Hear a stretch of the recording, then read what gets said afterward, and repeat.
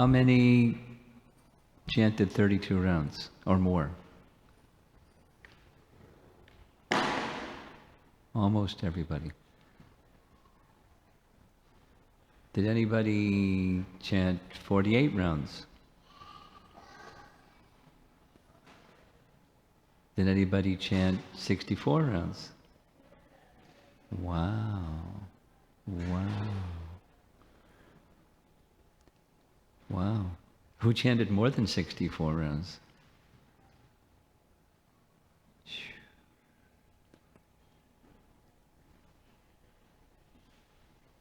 If we had a 64 round day, you'd probably be in the 100s somewhere. Because we ended early.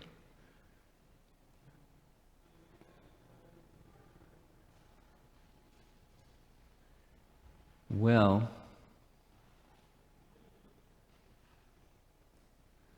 scheduling wise, there was a debate about whether to have this 32 round day when we knew everybody would be here and then could take part in the sharing,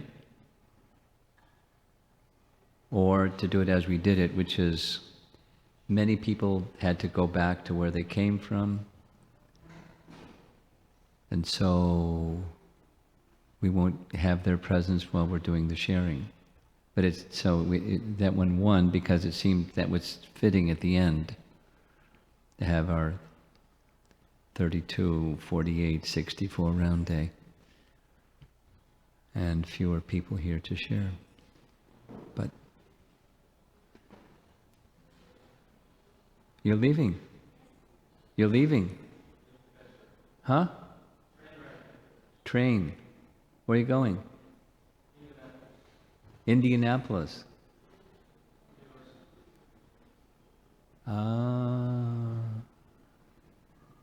Bloomington? Niladri. Okay. Thank you for being with us.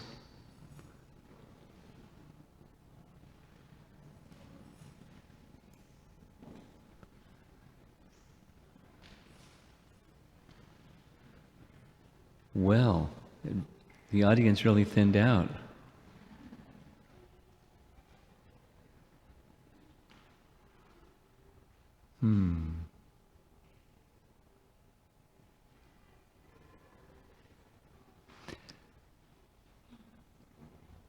Maybe some others will trickle in or something like that. So, this is a time we can ask devotees to volunteer to share what their experience was today, specifically during the chanting of however many rounds you chanted.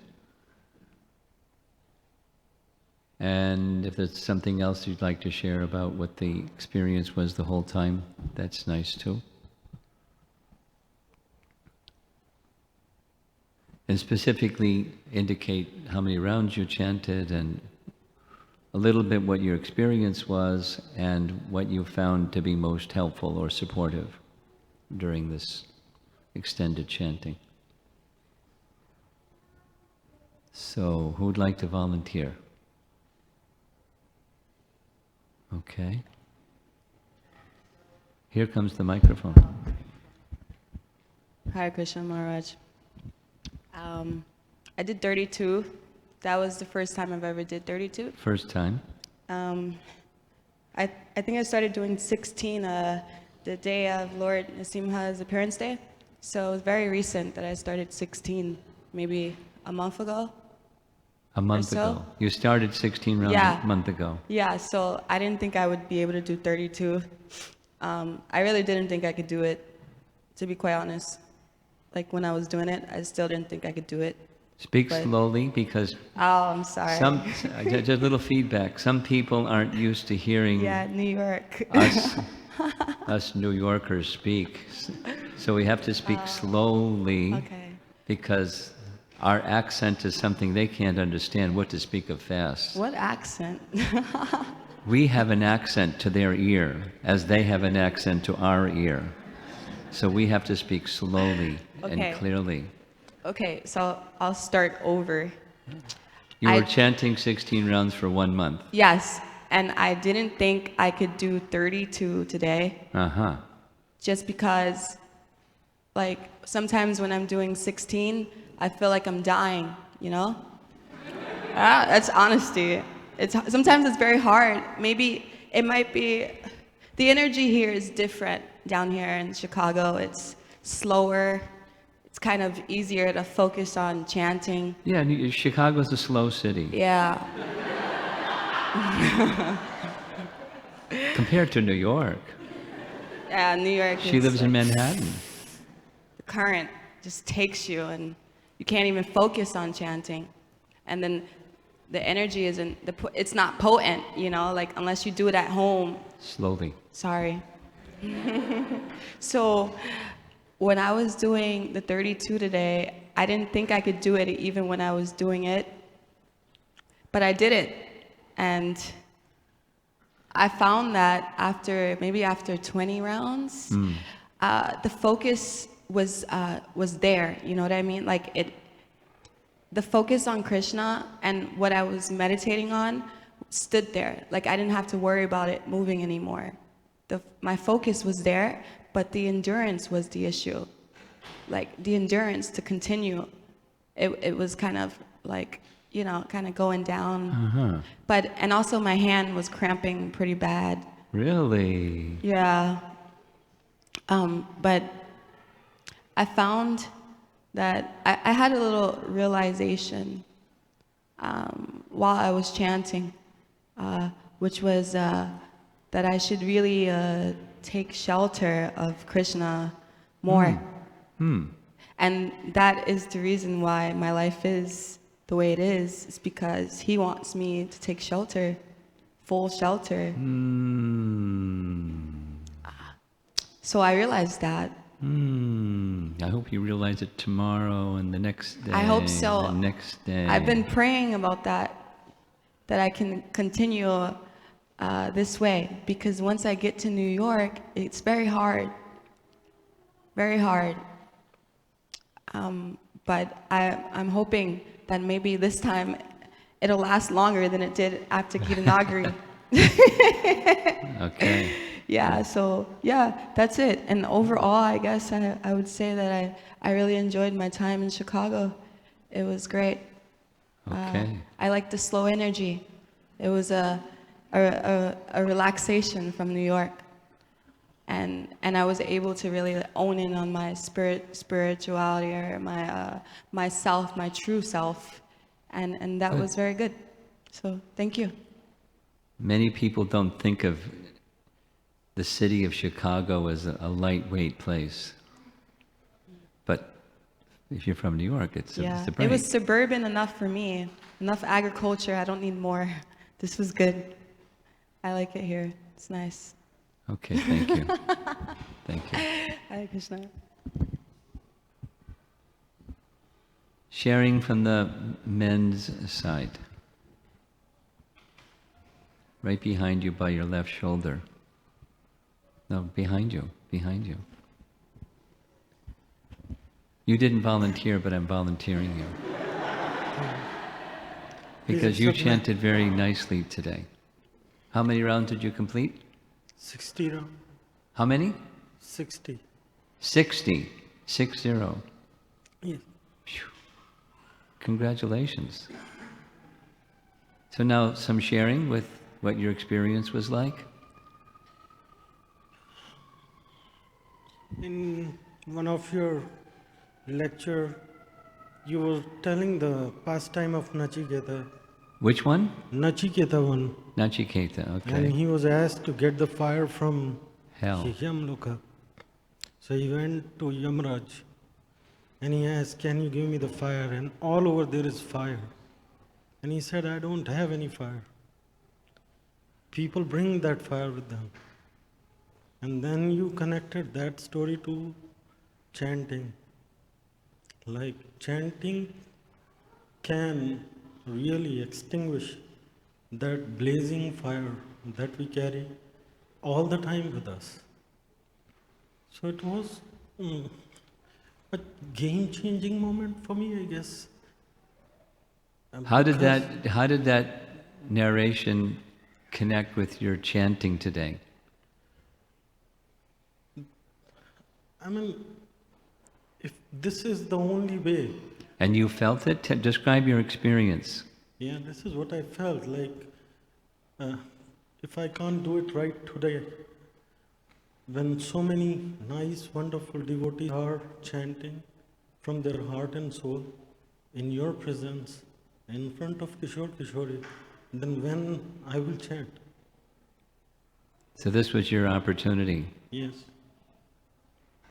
And the shower of Krishna's mercy came down to put out the fire? Yes. And one Mataji came and she said, how many rounds you chanted? And I said 60, and she said, no, you might have chanted more. And I said, see, these 4 are left. And they will be the hardest to chant because now Okay. Nice. I'll try to finish 64 today. Okay. Someone else would like to volunteer, or I know the art of volunteering, those that don't raise their hand. Okay. How many rounds were you able to complete today so far? Hare Krishna Guru Maharaj, I completed 84 rounds. 84. What time were you up this morning? 1:30. 1 o'clock. 1:30. 1:30, excuse me. That was following your tip, start early. Yeah, you did. And thank you so much for this opportunity, Guru Maharaj. This is like a very significant transformation kind of experience for me. One thing you were mentioning last evening class, don't just do it to check the box. That somehow touched me deeply because for last 2 or 2.5 years I have been doing, okay, I have to complete tick mark, okay, that's all done. So somehow it struck and it actually resonated something Prem Tarangni Mataji shared with me a couple weeks back. We don't achieve Krishna with our endeavors, but we just receive Krishna through offering our heart. So both the messages. Say it again, slower. We don't achieve Krishna with our endeavors, but we can receive Krishna by offering our heart. Chant in that receiving mode. That's what Mataji told me. And your message actually connected to that. And couple things actually helped me to be in that receiving mode. The personal sharings from the senior devotees, it was very significant. Actually, after that 4 or 5 hours, I could see that my heart, so much block was there. I could see that it got lightened up, especially seeing their strong shelter and security in their relationship with the spiritual master and the holy name. It was amazing. So that kind of made me to open up my heart. And then the other 2 things which helped quite a bit, as you were describing Raghunath Das Goswami's pastime, how much he has valued the gift, and you have been emphasizing in almost all the classes. So I was like in deep meditation, really praying for his mercy for me to realize the gift that I have received in my life. And this morning's beautiful meditation, it actually helped me. So I was like really connecting to that and really seeking his mercy. And there were 2 rounds, I think after 50th round or something. I just don't know what was it. I never felt like that earlier, that I was like literally, I don't know how to express that experience, but I just want to keep chanting. I never felt like some kind of tangible thing with the holy name. 2 rounds. That actually kept me going beyond 64, seeking that experience, but didn't come back. The other thing, Prem Tarangni Mataji shared the meditation on the lotus feet of the Lordships, Yeah. and we have those images over there. Yes. Two That was things. intentional, to connect just by an image the whole presentation. Yeah. Two things connected to me, particularly one thing, the curved line coming all the way down. So I was literally like, while I was holding my beads, I was kind of thinking, this is only my lifeline. I don't have anything else. And the other thing was umbrella. You got a lot of things. Maybe that's what helped me to chant to Maharaj. Umbrella. Umbrella. What's the umbrella one? Umbrella on Yes. Srimati Radharani's lotus feet, Yes. that's what I was looking. And that actually connected to one of my favorite words in Srimad Bhagavatam, Dvandvata Patrad Amritabhivarsha.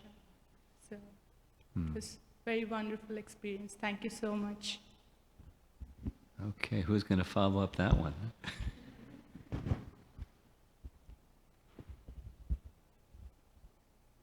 Yes, Madhava, Guranga. Hare Krishna Maharaj. You were able to complete how many rounds today? I was able to complete 32 rounds. Okay. And my japa in itself is not very strong since I joined Krishna consciousness. Particularly, it's very sleepy japa. I had some positive realizations and some negative. I saw both some positive things and negative things Today. today during this japa period. It's kind of funny. It's like my bead bag is like this magical bag where as soon as I put my finger in, my mind immediately vacates and goes 1,000,000 miles per hour. And it doesn't come back until I take my finger out of the bag. Then it seems like it's calm and peaceful. You're not the only one that has shared that experience. So, you said one thing during this last session where you were talking about leaving Krishna's presence and just turning your back and walking away without even saying goodbye. And I'd heard that we had turned our backs to Krishna and we left, but it didn't really click. But when you said this, I was meditating on it during the later rounds, and I came to understand that I've not only done that to people in my life, but then I've also had that done to me by one of my parents. And so meditating on what, just how it made me feel was kind of an intense experience that it really made me understand that maybe I should turn back to Krishna because it doesn't feel very good. No. And what to speak on a bigger scale with and I was thinking Krishna even knows what's going to happen to us, and still we didn't even say goodbye. And I remember when someone left me and didn't say goodbye, and it was, still, very rude. Still trying to get through it. So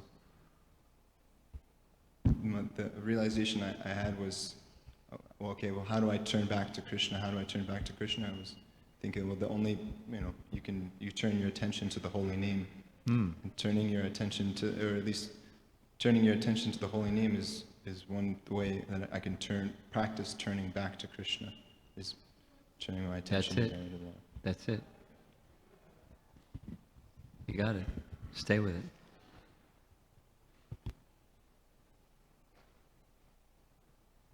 The struggle is that. The disposition to turn away. That's the struggle. And then we go to face and we turn away. That's the struggle. The tranquility or the peace of mind when your hand's not in your bead bag, that's not tranquility at all.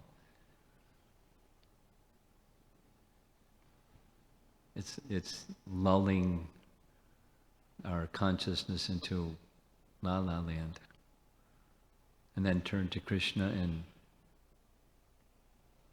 that's what's going on.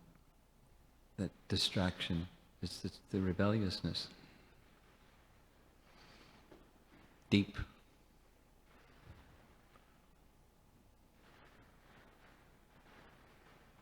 There's a, just in response to this,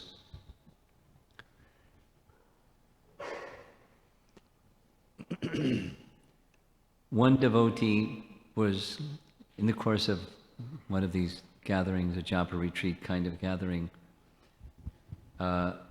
shared with me afterwards they took exception to the prayer, the mood of praying when chanting, "Krishna, please accept me." And their reasoning or their feeling was, why do we need to pray like that? Because Krishna's kind and Krishna's inviting us, so why do we need to do that? It was disturbing to them. Of course Krishna accepts us. Why would we have to ask Krishna to accept us? And they stayed disturbed for a while. And then some time passed, and they happened to read something that Bhaktivinoda Thakur said exactly that. And it's very similar to the sharing that you presented.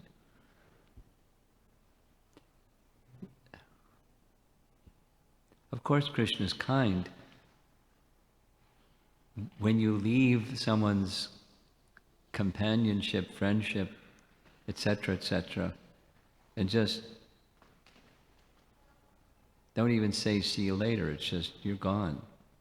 It's how's the other person going to feel? So why would Krishna want? We're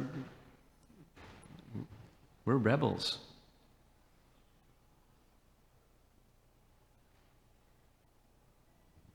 But Krishna is inviting us anyway. So the prayer like that is for our heart's sake, not to soften Krishna's heart, saying, "Please accept me." It's our hard-heartedness that's the prayer is meant for. So Bhaktivinoda Thakur wrote something that's just like that, with expressions of humility. I'm unqualified. I'm this and I'm that. I'm unworthy. But you're my only hope. So please accept me back in your association. It's from our side, it's not from Krishna's side.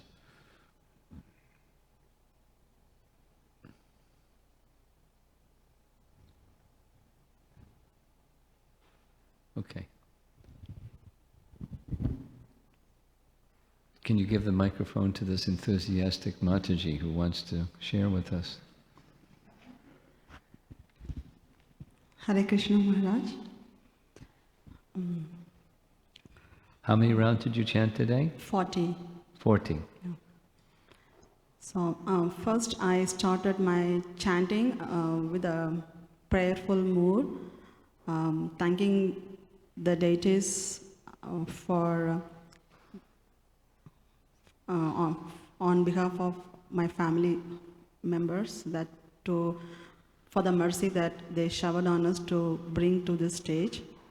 And then I continued with the instruction that you told, while chanting the Krishna's name, Krishna is looking at you, and your attention should not go away from that. You should have meditate on Krishna. So that instruction Speak I was slowly. Sure, Maharaj. So I hold on to that instruction that every time that Krishna is looking at me, so I should not make my mind to go away from that attention. And that... How well did you do in that? Yeah, I did really good. You did? Yes, Maharaj. Really? With the other two more thing which you told in the class, like with the Raghunath Das Goswami's pastime and Raghunath Das Goswami pastime. Just speak slowly. Sure. She's a high-speed lady. I have to keep putting the brake pedal on with her. Go ahead. And Sanatan Goswami pastime. Uh-huh. So those two things just went in deeper into my heart, like how they are like meditating like so deeper, that inspired me a lot, and that also I took as an to follow while chanting and your instructions. So these 3 things I followed today to do my chanting really on deeper meditation on the deities. So I felt like I really did good all the rounds, mostly like maybe the last couple of rounds except for that. I felt very nice, Maharaj. And my realization was just one thing.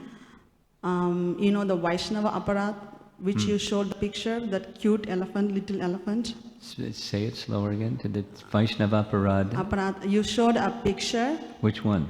The little cute elephant taking shower in the falls, under the Oh, falls. that one. Yeah.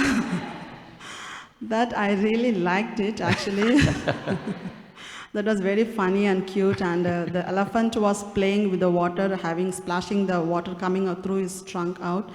So that picture, it just came in my mind, and the next picture, that, it's putting the sand on Yeah. thing. So I was kind of little, thought that I should work on this part, even starting from home now, because at home first, to work on that part of Vaishnava Aparat, starting from home, because, now I have to be more careful to talk to my daughter, and she will be happy now. Music to her ear. She'll remind you tomorrow. Yes, she already started, man. Okay.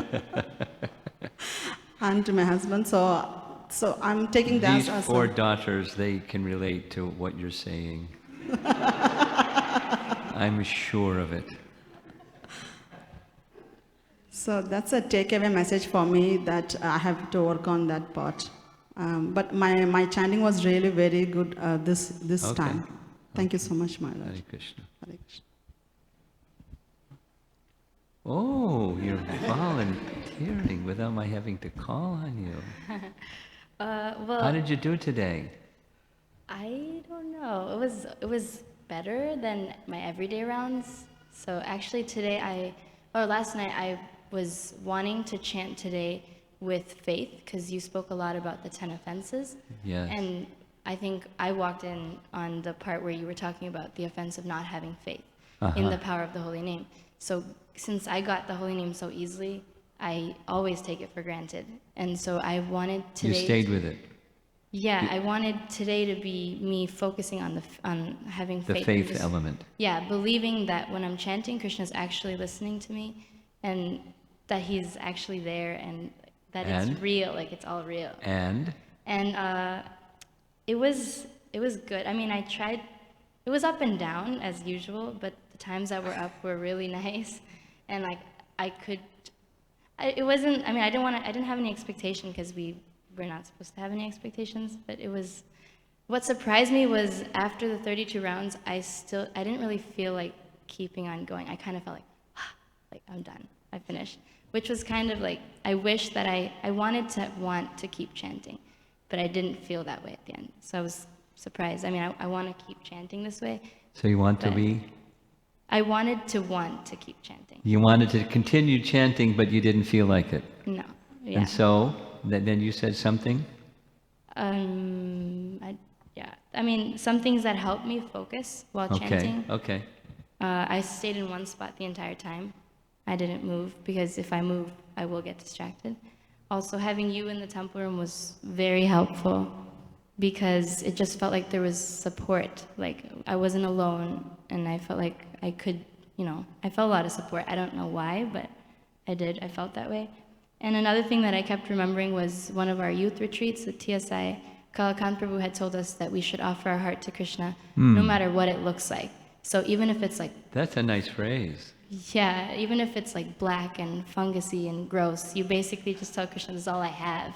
So Very this good. is all I can offer. Very good. So like while I was chanting, all these horrible thoughts about like things that I don't want to think about, like even like thoughts of faults of other devotees and things that are just horrible kept coming in my mind, and I was like, Krishna, this is all I have. Like, it's fungus, it's gross, it's nasty, but it's all I have. And that was really helpful because I felt like just Nice. knowing that Krishna is so kind. And Nice. yesterday, you, in response to somebody's question, you had said like asking for forgiveness. One way to get forgiveness from Krishna is to try not to do the same mistake over and over again. Yeah. So I felt like every We've time had that this, I would, We've had this discussion before. right. Right. And your example of stepping on someone's toe really stuck with me because I do that to her sometimes. But yeah, so I was trying to stay focused and not always stray away because that's doing the same mistake over and over again. Just like saying, Krishna, I want you, and then never mind. And So I want you. did the faith, contemplation, and motivation, did it stay up and down a bit, but it stayed with you through the whole way? Yeah. Mostly. Mostly, right. When I was focused, I was focused on the faith part of it. Well, if you don't mind, you've been very forthcoming. When the faith kind of went down, awareness, and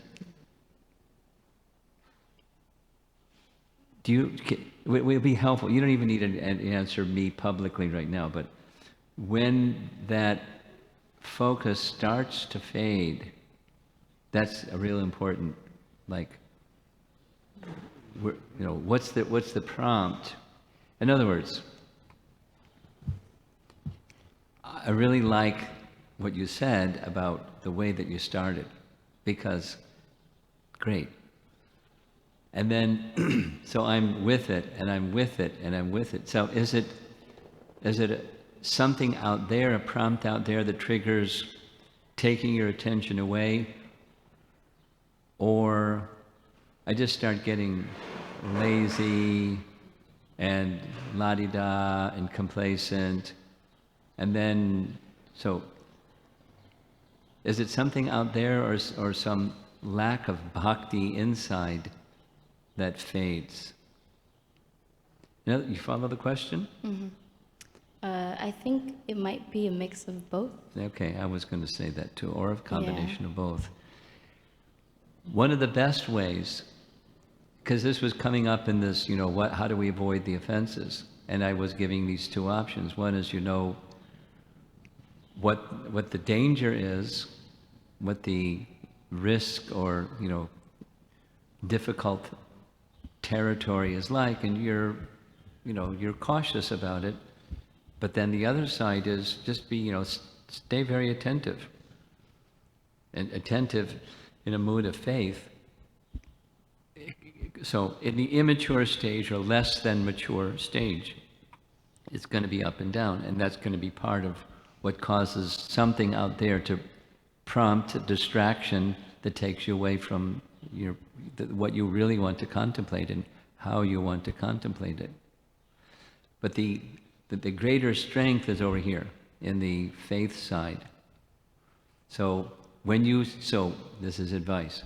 When you see, whoa, I'm drifting, whatever that point of time comes, hit the pause button, and rather than struggle over here with the distraction, come back over here with the light, with the spiritual energy of with faith, taking shelter in Krishna. And he makes himself so easily available through his name. So, not just why not, but yes. And you just, cultivation-wise, over the next week, 2 weeks, 1 month, continue, because you started with that. It was something that you wanted to do. So stay with it. And what you'll find is the driftiness will want to come in because you're not used to that territory. You're used to that territory. But so just reinvest, pause button with faith. And something that will help you is why? Some part of the earlier discussion when we were talking about Why are we doing this anyways? Why are we having a festival of the holy name anyways? Why we chant the holy name anyways?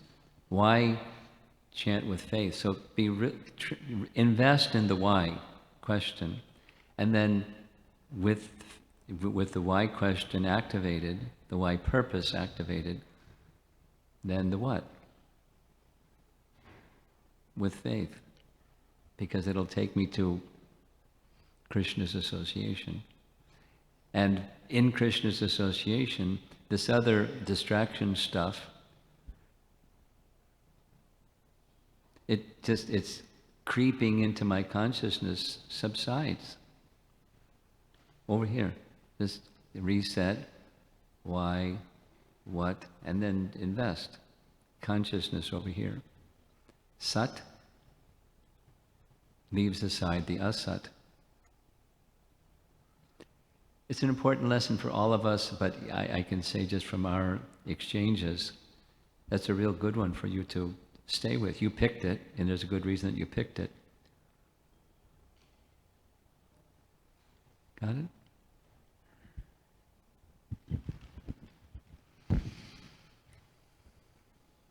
Looking on the men's side. Okay, Giridhari.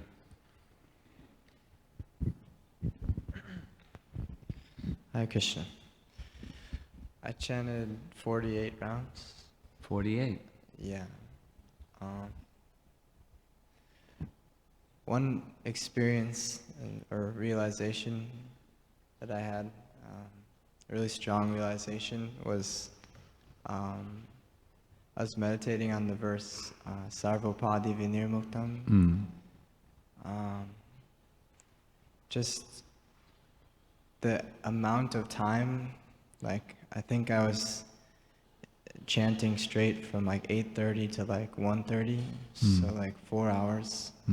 After like 2-3 hours, I was meditating on this verse, and I was just like, I had this strong realization just from that amount of time being absorbed in the same activity, like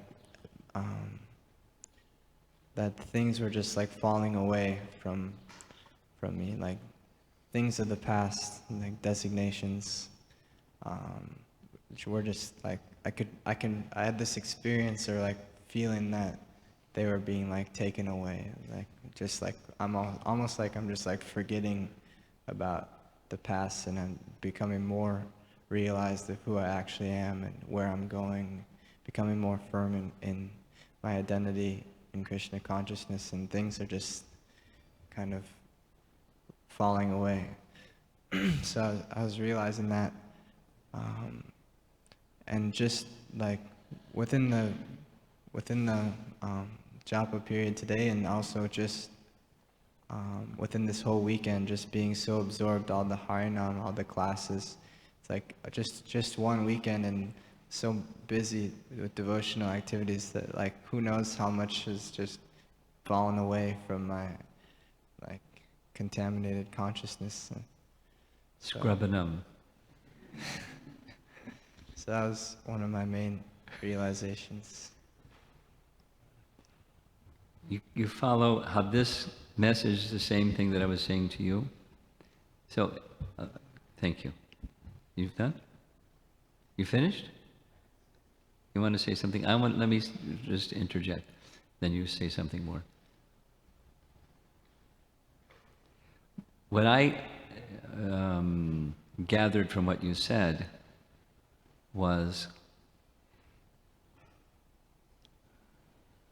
it's not specifically that you were trying to cast away remembrances and thoughts of past stuff, but rather because of focus on the verse and the mantra that was carrying you to the essence of the verse, things were just being taken away.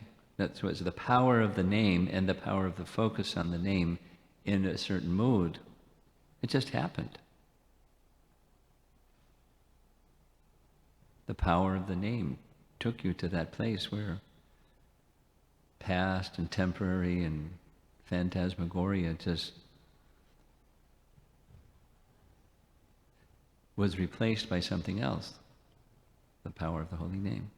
In a sense, so it must have been not just things were going away, but a sense of connection. Rishikena Rishikesha Sevanam. Yes?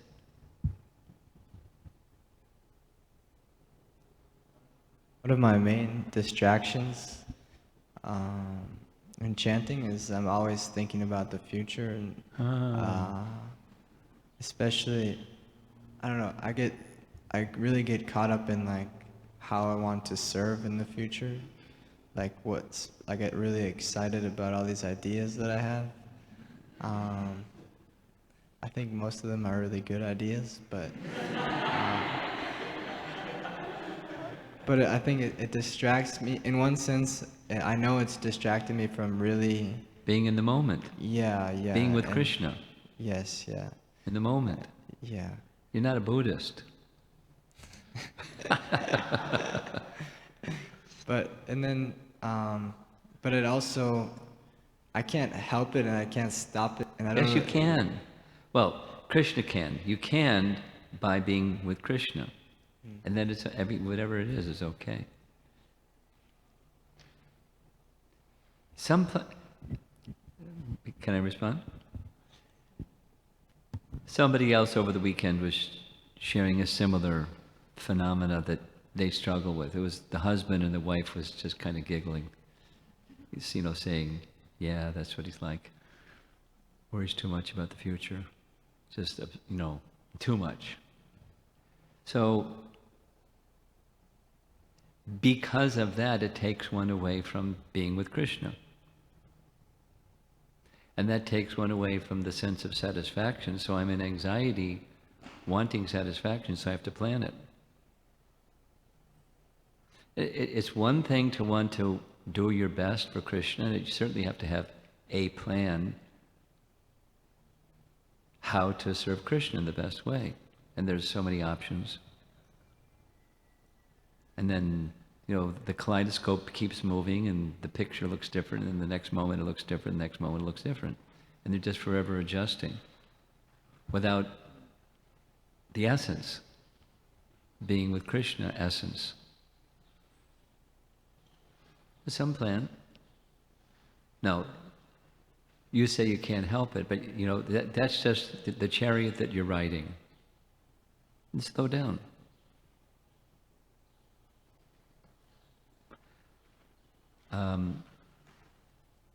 I had a driver's license when I was 16. But now that I'm a senior citizen, I hardly ever drive. I'm always being driven by different people. So I get to experience silently different driving styles.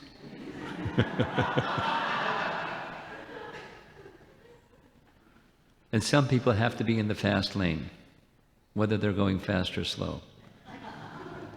Some people are in the middle lane, and they're driving very safely. They let cars pass them by, and they're not in an anxiety. Their safety is their thing. Anyway, so different styles, and some people, anyway, besides all the variety of styles.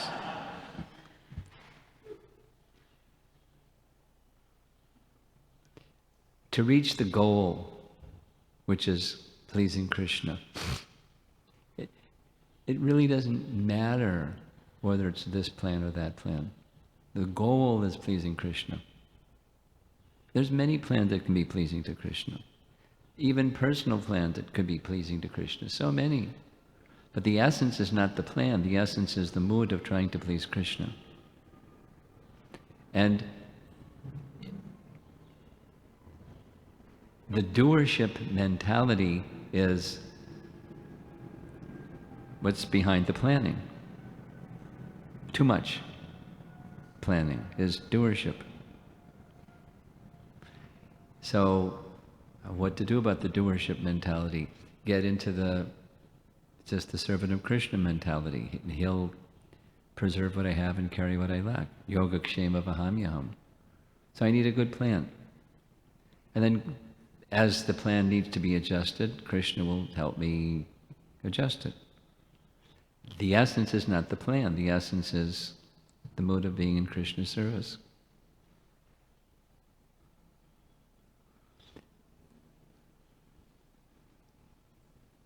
learn it now, because if you don't learn it now, you'll learn it later. And learning it later won't be easier.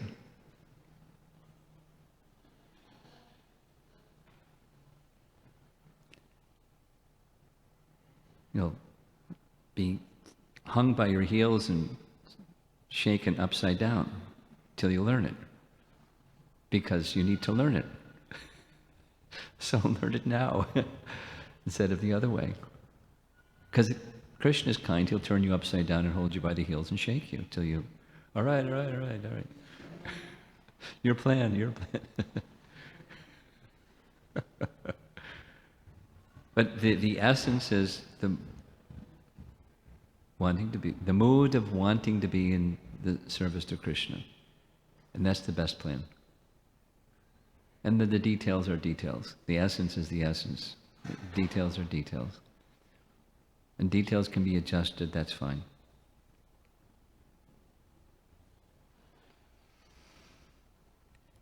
Okay. Okay.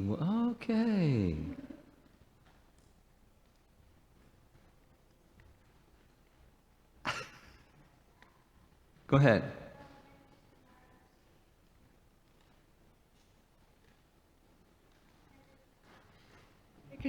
There we go. There we go. You chanted how many? 108? No, I chanted 65 rounds more. Okay, I was joking. Yeah. Just like going for a walk at the lake, and I promise you there'll be no distractions. That was also a joke.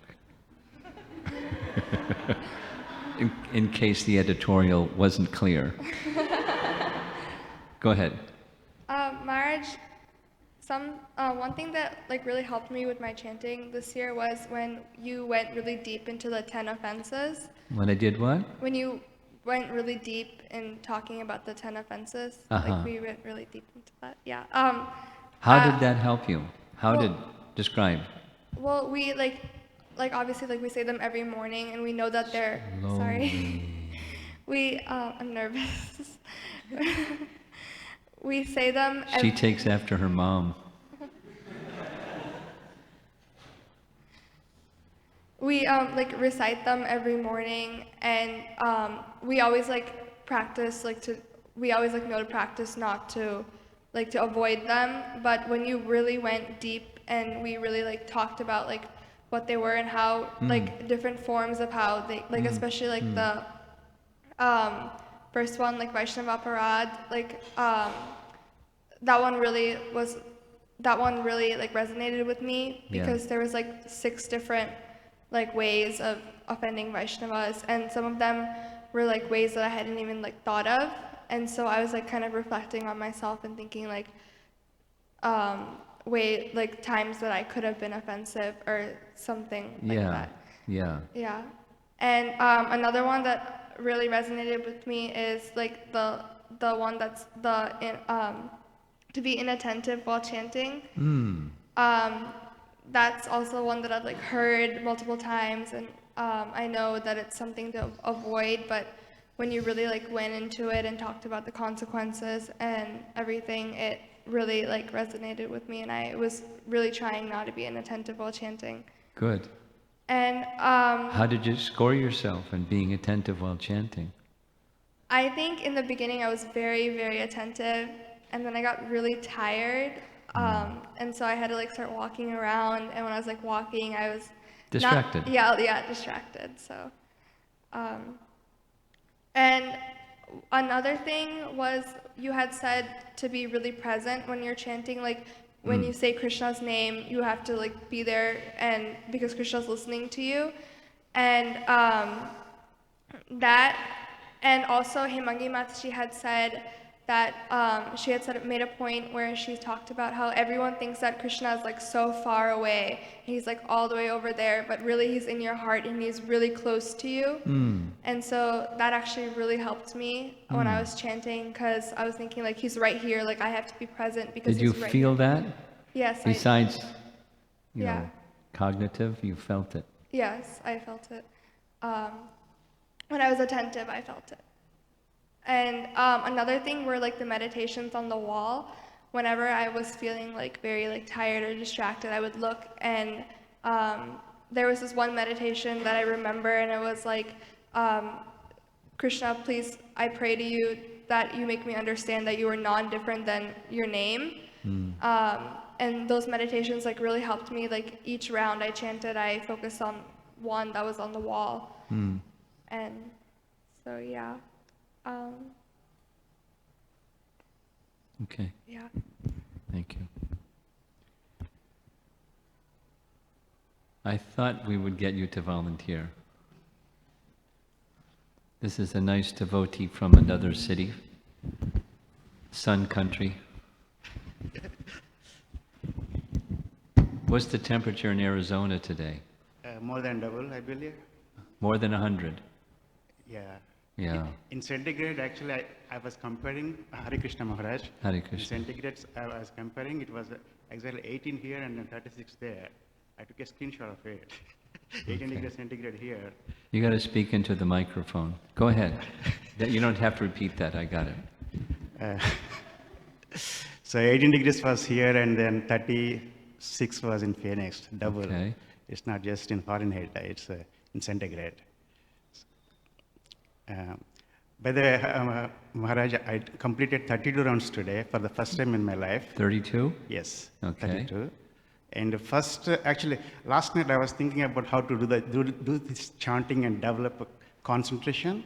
I remember that you were telling when you say Krishna, Krishna, on that, when you, the tongue twists right. Krishna, when you say Krishna, the tongue twists, and then Krishna comes and dances here. Yeah. So I was imagining like, we chant Krishna 4 times in that mantra, right? So first 2 Krishnas, I was Hare Krishna, Hare Krishna. Okay, I was focusing my mind here, imagining that Krishna is here. And then on the third Krishna, Krishna, Hare Hare. And then I was like creating a symbol of love. So Krishna, Krishna, Hare Krishna, Hare Krishna, Krishna, Krishna, Hare Hare. And then I did like 7, 8 times, rounds, and then I was trying to experience to touch the courtyard of my heart, but that was not. Your mind was too active to be focused on your heart. And say Hare Krishna, Hare Krishna, Krishna Krishna, Hare Hare, and then there is no more Krishna in the Mahamantra. So I struggled for 8 rounds, and then I was experiencing something. I was seeing Krishna there, closing my eyes, doing chanting for 8 rounds, taking extra time than what I was doing before. And after that, I realized, I looked at my clock, and then for 8 rounds, it took more than an hour 10 minutes.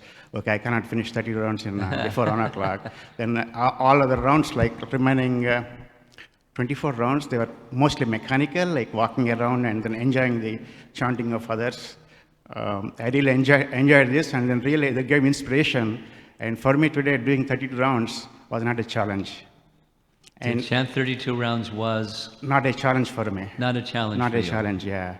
But this helps me to continue at least 16 rounds a day, which I started 6 weeks when you came to Phoenix. The day after you left Phoenix, then I started day 1, 16 rounds, because I was inspired by other devotees doing 64 rounds on that day. Yeah. Yeah, I started from that day, and then until yesterday I was doing 16 rounds. Piece of cake, right? Yeah, and now it's 16 rounds is, today I feel like once I go back, 16 rounds is nothing. So before I, once I get up and before I step out the door, I want to finish up 16 rounds and then step out. See when somebody speaks really fast, how it's hard to understand them? Could you understand? You couldn't understand everything? Were you able to understand? Were you able to understand? She's from New York. And when you speak, you don't have to say it again. It's okay. It's okay. But this is just, being a little sensitive of different cultures. We have to speak slowly because not everybody understands our diction. Don't say it again, please. No. I just got an idea. You got an idea? Yeah, while talking to you now, Take I got a picture an idea. of it. Yeah, the love symbol, right? So, Maharaj, it just occurred to me just now. Go ahead. Hare Krishna, the first one. and Hare Krishna, and then Krishna Krishna. The Krishna Krishna What shoots happened to into our Hari heart. Hari? Hare Krishna, Hare Krishna. So maybe that should help. Maybe that should help. All right. Take the microphone from him.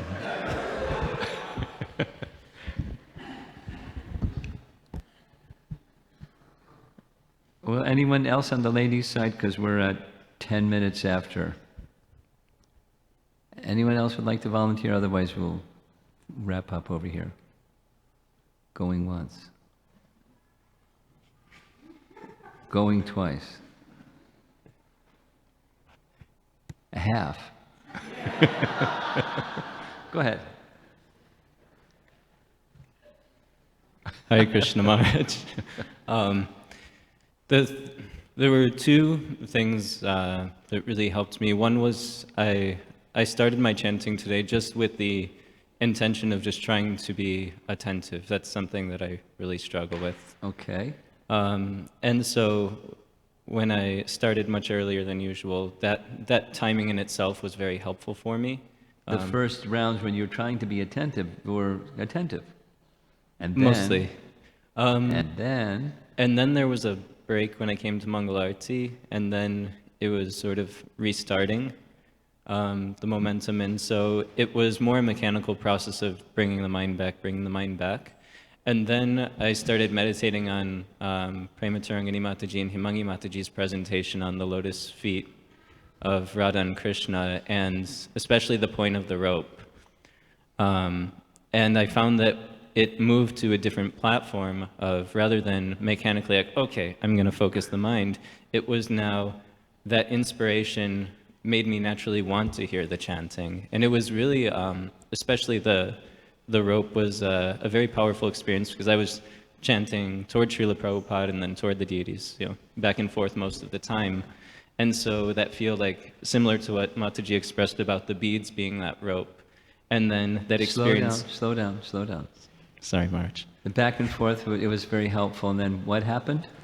Then it just sort of hit me, similar to what Mataji was expressing about the beads being that rope. And then just the visual of seeing, going closer and closer to Kishore was a really, really just powerful vision for me, and very inspiring as well. And then that meditation went one step further, where I saw you and the other devotees helping me to hold on to that rope. And so I was seeing that's the service of the devotees. Nice. So thank you, Maharaj. Nice. Well,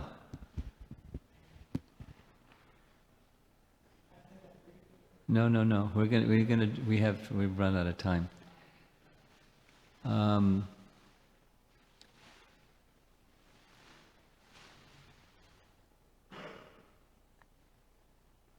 Summary and take home. That's our time now.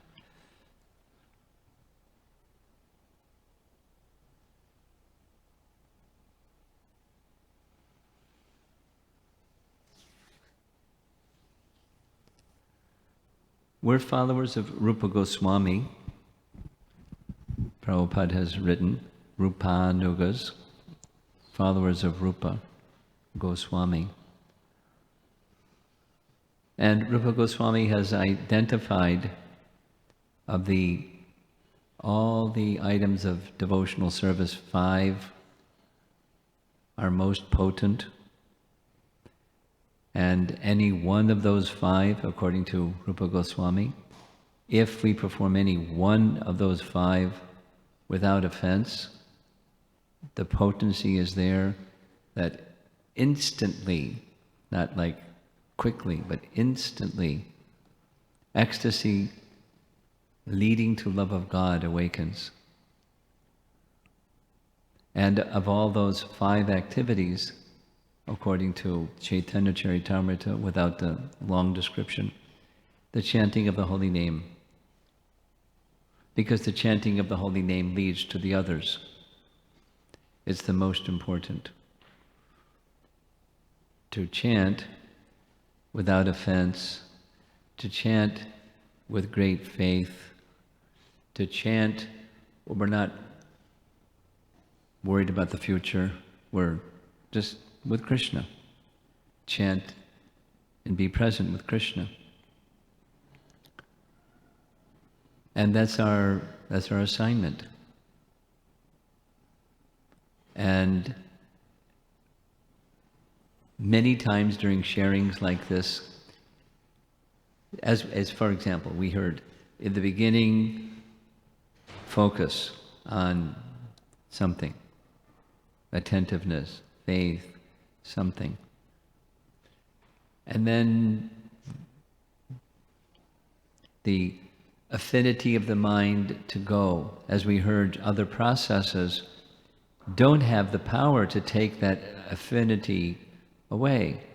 But bhakti does, has the power. So if we just stay in the mood of being the servant of the servant of the servant, in the case of chanting of the holy name can carry us to that place where affinity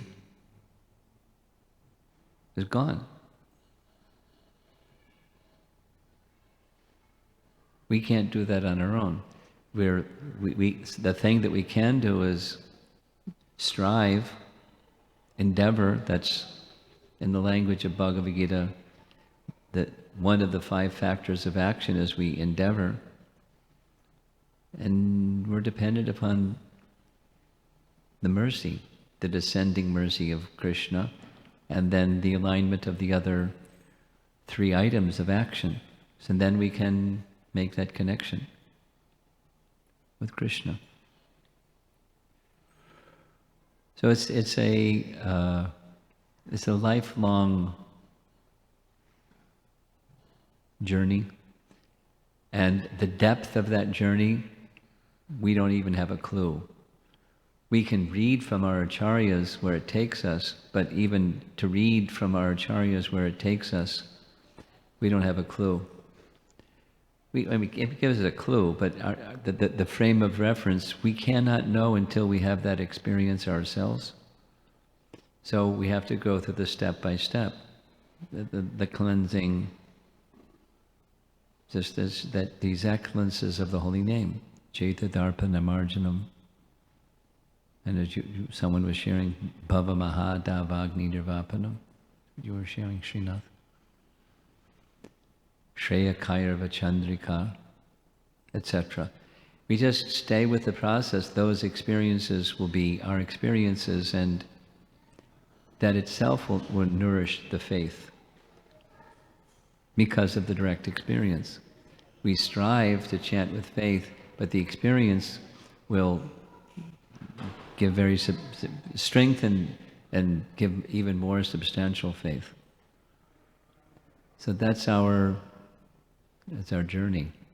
And coming together like this, a metaphor that I've used many times, I like, supposing there's a big fire, we have a campfire, and you gather some sticks and twigs and then some bigger pieces and some logs, and you build a big fire, and after some time the fire subsides and there's just some embers.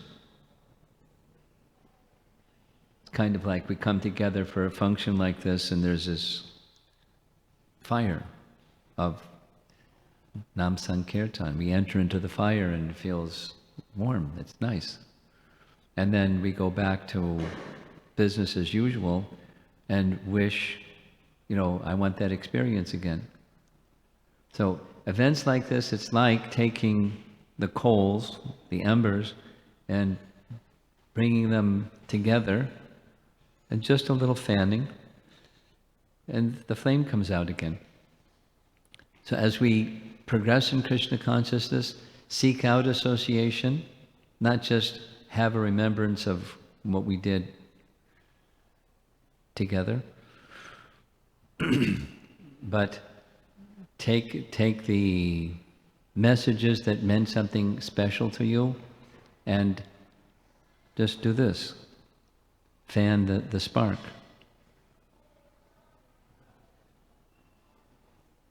And by fanning the spark then becomes a flame. And you continue adding some more fuel to the flame and it becomes a blaze. That's our process. And it can be internal as well as external.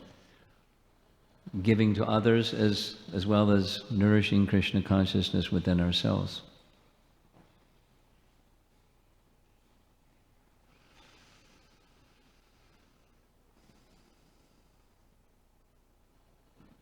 I recommend that you, because after this we're going to do some other things, take 10 minutes or 15 minutes or whatever, and write, just in a reflective mood, write some things down that you feel you can take with you tomorrow morning when you anticipate, taking rest at night tonight. And I want to stay focused on my quality chanting of japa, and these are things that I want to apply, as we heard some individuals sharing. And then apply them over a period of time, not just one day, but over a period of time. That's the fanning that spark, and let it become a flame.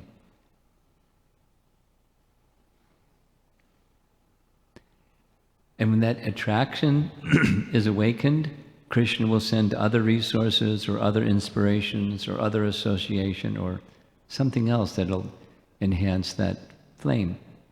Another piece of fuel to keep the flame going. And it may be different than the one that you brought with you from this experience this weekend. The internal cultivation of Krishna consciousness, in other words, through hearing and applying what you're hearing. And then applying what you're hearing, something happens, faith grows.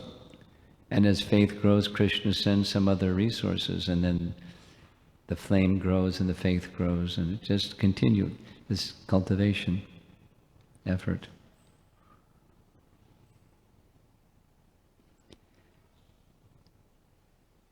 Now, according to our schedule, I'm not sure what should we do? It's 3:20,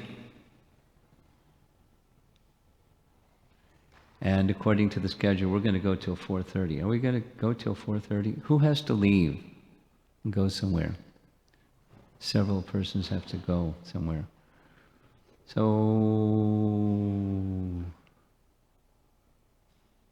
what should we do?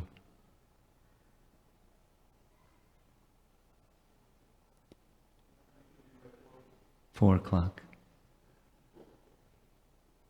Well, one thing that I've been wanting to do, there were too many people to do it earlier. In this knapsack or backpack, I have Radha Govinda Mahaprasadam. I want to make sure I give it out to everybody.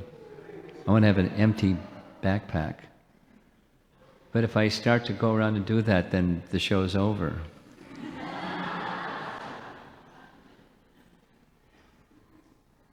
The show's over. You can walk around and give some out. Okay. So if we're going to do the questions and answers, here's how we commonly do the question and answer session. And people like that a lot. But we're not prepared. We don't have a piece of paper. You've got some paper. And a pen, and you write down your questions. We take a few minutes and you get a stack like this, and I can't finish them all. That's one way to do it. Or just ask. Anybody have a question about anything under the sun you'd like to ask? We could try that way.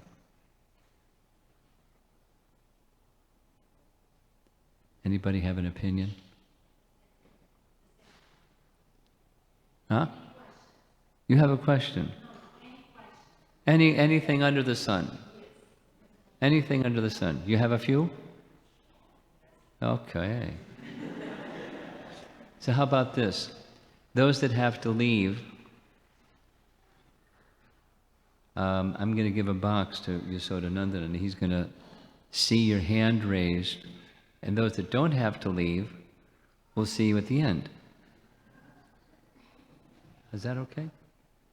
So we're gonna launch into question answers and anything at all about anything at all. And then we'll go till 4:15 and see how we're doing.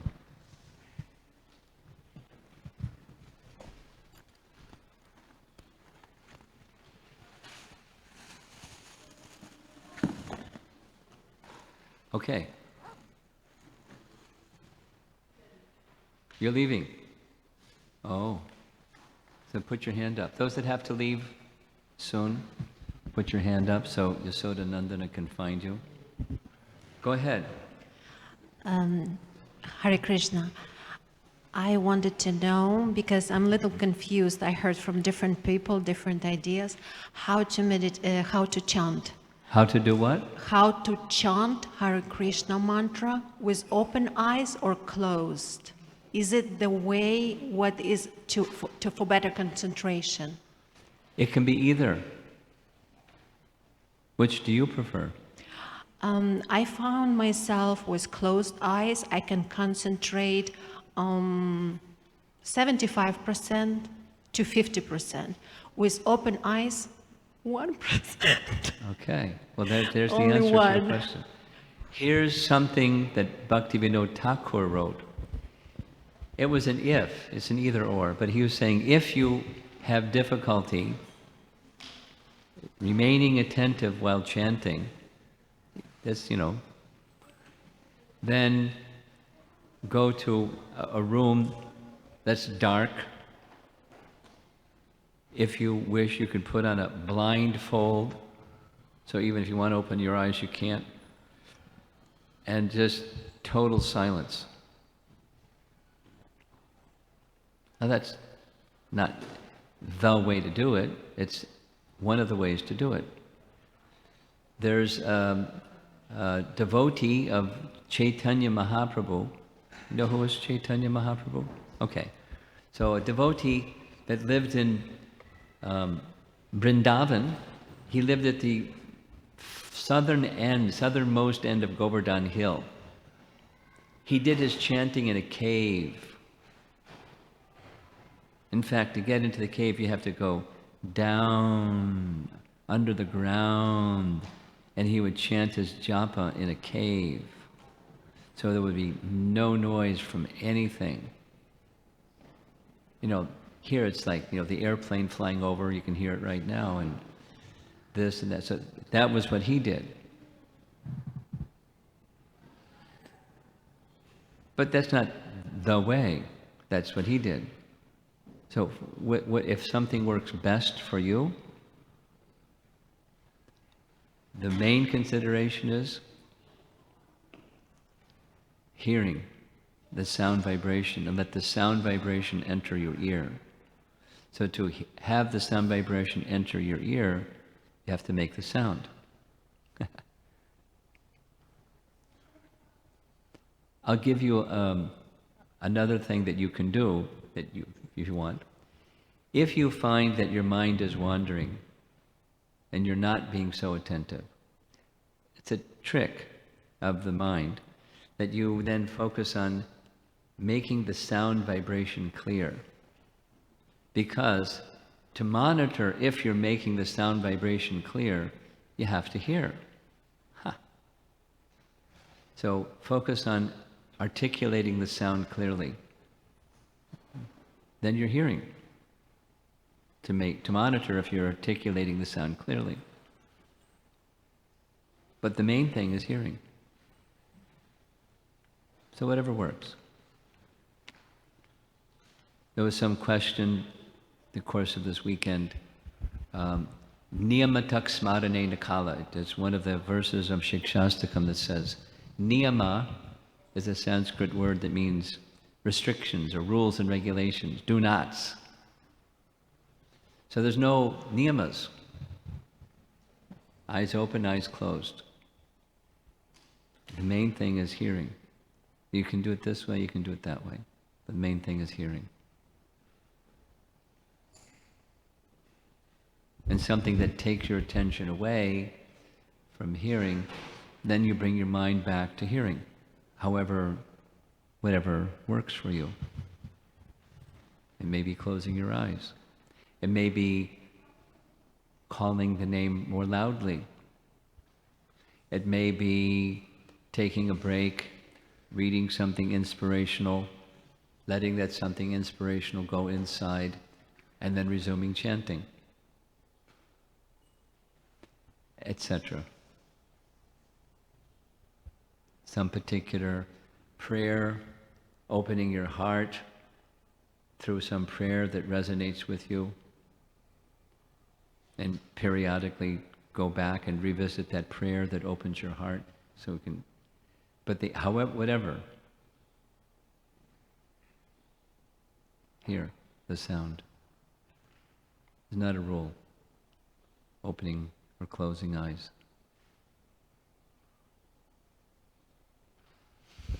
Yes.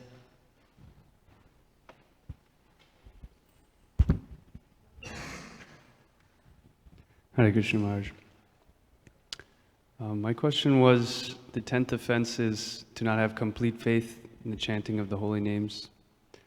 So we understand that one of the best remedial measures to get over the Namaparad is constant chanting.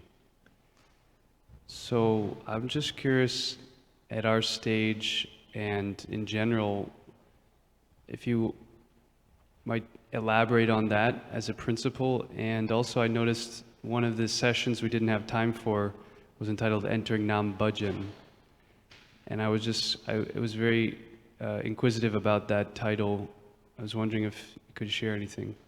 Well, that's the second question first. The schedule had to be adjusted because I left out the introductory presentation, and so that one got dropped out. And the intention was to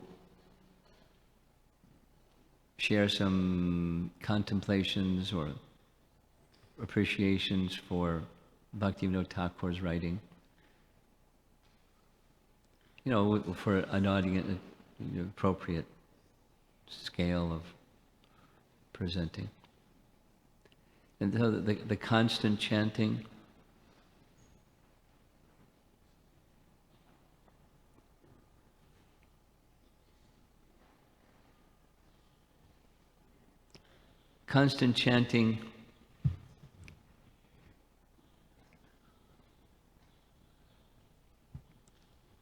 taking in practical context, people have jobs,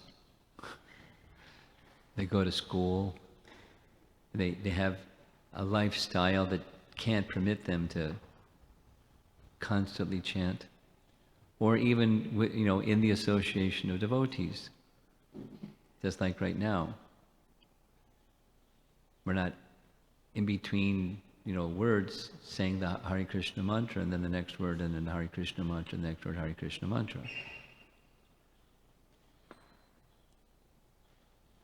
I know somebody that tried to do that. His name was Ushik Prabhu, Prabhupada disciple. He was a little eccentric. But the intention was to follow the instruction. So how in practical terms, how do we to follow such instruction? Well, it's more than just the minimum, completing our prescribed vows of chanting.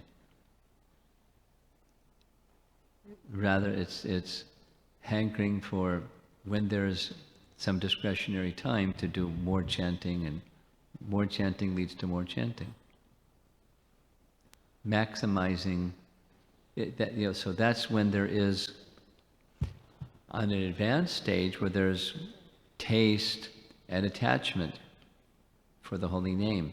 Now, way over here on the clearing of offenses, it's the dutiful. I wish to become free not just from the reactions of the offense, but the tendency for offense. So with faith, the operative principle is faith, by taking ongoing and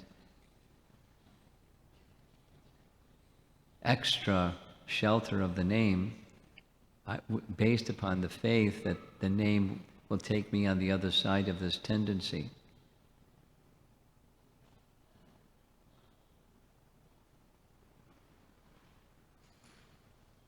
That's a practical application. It can, then, depending upon our life circumstance, it can expand and extend.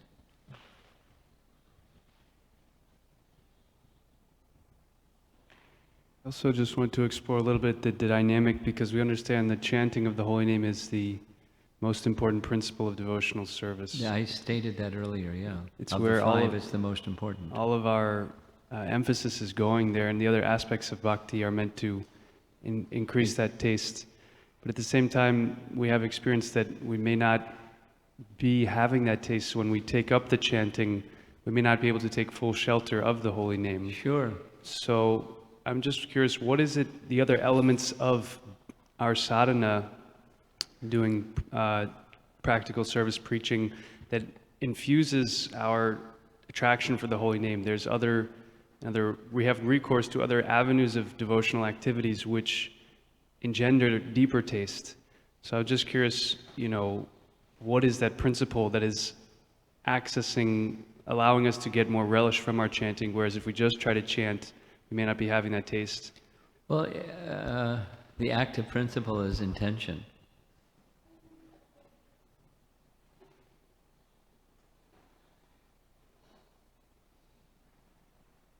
Some of the references that we presented during this weekend include the fruit of all the Vedas is to know Krishna. So, and the topmost of all of those Vedas is Srimad Bhagavatam, that reveals Krishna, and the topmost revelation about the subject matter of Krishna is the name. So it doesn't mean we don't care about the rest of the Vedas, we don't care about the rest of the Bhagavatam, we just care about the name. All of those things nourish.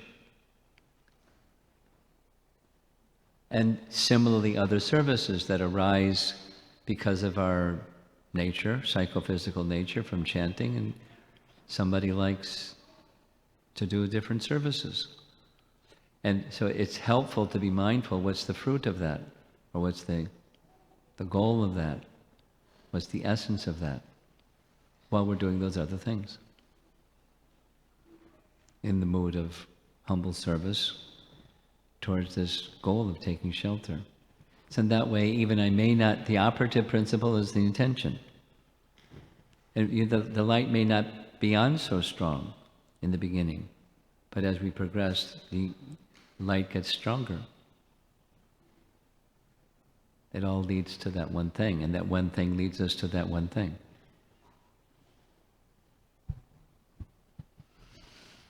The Bhagavatam is the perfect nourisher for shelter in the holy name. Just like that one verse, Etan Navidyamananam Ichatam Akatobayam Yoginam Ripinirnitam Harer Nama. So this is that was quoted, Canto 2, Chapter 1, spoken by Shukadev. After describing the glories of Srimad Bhagavatam, he gives the essence of what the Srimad Bhagavatam is, which is the chanting of the holy name. And I'm sure you've done this because of your fascination for the holy name, and I've done this just because my fascination for the Bhagavatam, which says in unexpected moments in a narration of some topic, here comes the holy name. And then back to the narration, and then another narration, and here comes the holy name, and then another narration. It's not an accident. It's the Bhagavatam. It's bringing our attention to, in this ripened fruit of all the Vedas, Srimad Bhagavatam, it's bringing our attention to the gift of Lord Chaitanya.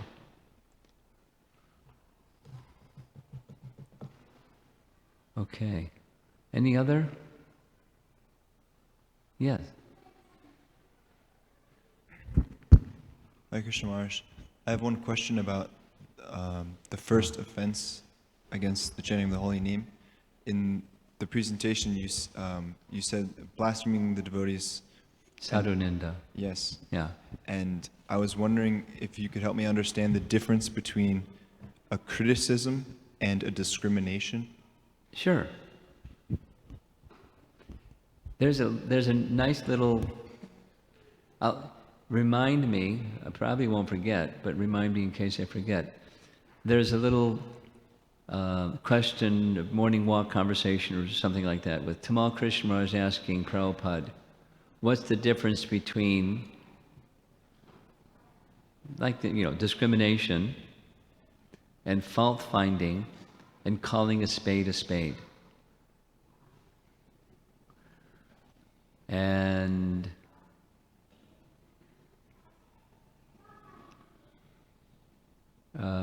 Prabhupada, his first response was, to say that you are foolish, that's calling a spade a spade.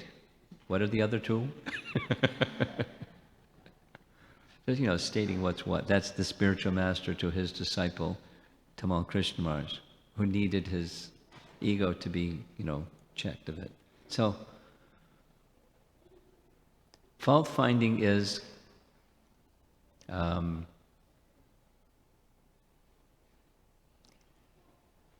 arises from envy, meaning I wish to see somebody who may look like they're here, not be here, to be down there. I want to place myself above that person, and therefore I fault find, and I forget exactly how. Are you looking it up? You have it? Okay, you want to recite it?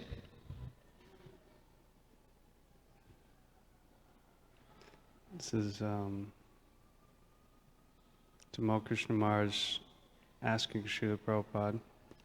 Louder. Tamal Krishna Maharaj asking Srila Prabhupada. He says,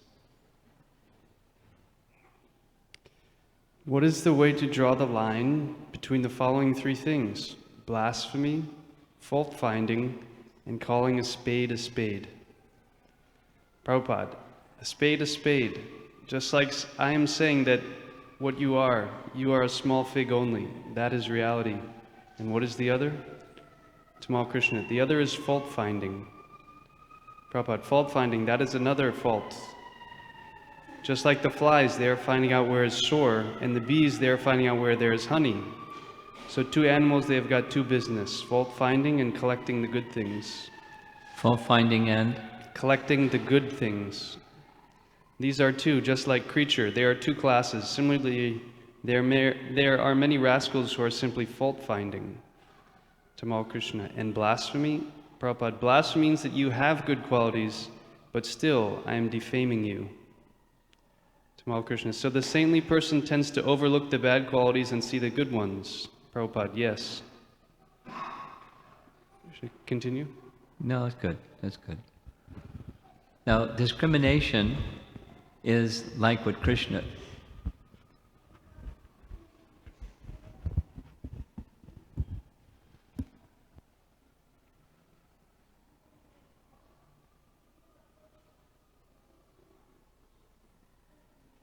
Is that her? The talkative one? Shh.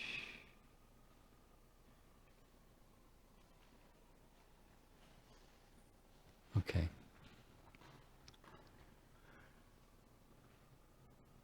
To see as Krishna sees is discrimination. So let's just say that there's the modes of nature. Here's the mode of goodness. Here's the mode of passion. Here's the mode of ignorance. This is what they look like. That's discrimination. Fault finding is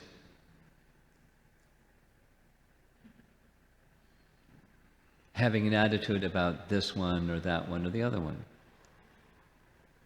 Discrimination is seeing what's what. Krishna sees what's what. It's his energy. He describes what his energy does and looks like. And discrimination is to see as Krishna sees. Not with dvesha, or ill regard towards this variety or that variety of the display of the material energy.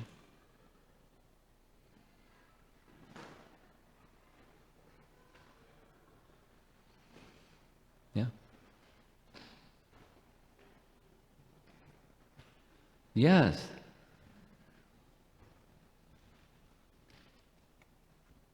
So I was thinking, kind of just like what you were just saying. You know, sometimes I can't really wake up early to chant before work, and so what happens is the entire day goes past, and now we're in the mode of passion, right? And I can kind of chant then, but if I wait until it's the mode of ignorance, it's like impossible. Even if I'm home, right, alone, it's really hard to chant at night. So I was wondering, what is the difference between the mode of passion and mode of ignorance in terms of practicality? In terms of? Like, scratch that part in terms of just, like, in terms of spirituality, like in practice. In terms of spirituality, how do the two compare? Yeah, like what's the difference? Because I know they're both like bad, right? Well, one's obviously better than the other. I'm a little confused by your question. Let me sort through the question a little bit before I respond to the question. The not being able to get up in the morning, there's some other people in the room. I won't look at them because they know they have a problem getting up in the morning. That's not a symptom of passion. It's not a symptom of goodness. It's a symptom of ignorance. No, that's not what I meant. That's not what you meant. I meant like in the morning, that's the time of goodness, right? Like that's At the the time of? Of goodness, right? Business? Goodness. Like that's the pure time to chant. Okay. And so if you don't chant in the morning. Yeah, it's a problem. Right. And then later on comes, right? That's like passion time, right? And then comes ignorance. For sure. So what is the difference from the passion time and the ignorance time? Oh, well, ignorance is you're asleep and passion is you're doing stuff. I'm not sure what your question is. Are you sure what your question is? No, you kind of answered it, kind of. So Okay. you're saying that the mode of ignorance is like when you're sleeping. Yeah. Or lazy, or lamenting, or morose, or angry. I thought these three modes had specific time zones. No, there's you can be in the mode of ignorance anytime. But yeah. But I thought like time in terms of time, those were different. There's general, before the busy day begins, that's the mode of goodness. Before the sun rises and in the early morning hours as the sun is rising. Those are, generally speaking, mode of goodness. And then, zoom, mode of passion. And then wind down and do mode of ignorance things before you go to sleep, and then mode of ignorance, sleep. So those are general. Is that what you're looking for? Yeah, thank you. Okay. That's good. You made it easy. I thought you were asking something else. Yes. Guru Maharaj, we always hear like we should take association of, pure devotees. We should stay in the association of pure devotees. Okay. And then if I take example of Prahlad Maharaj, he was contained in the time of Hiranyakashipu. He wasn't a pure devotee, Hiranyakashipu. No. I mean, Prahlad stayed I know. contained. I'm just repeating back because some people can't understand what you're saying. And then after the pastime of Narsingh Dev, he became king. He became king. And all of a sudden, he was hankering for association. And Not all of a sudden. Even when he was in front of Lord Nrsingadev, he was hankering for Narada's association. Yes. And later he took the association of Avdut. Which Later is what happened? He went and take association of Avadut. An avadut. Yeah. Yeah. And it was very Yeah, inferior. a saintly person. Yes. That's just one passage. I mean, you don't know all the details and details and details of his life. But you should understand the hankering for saintly association was in his heart.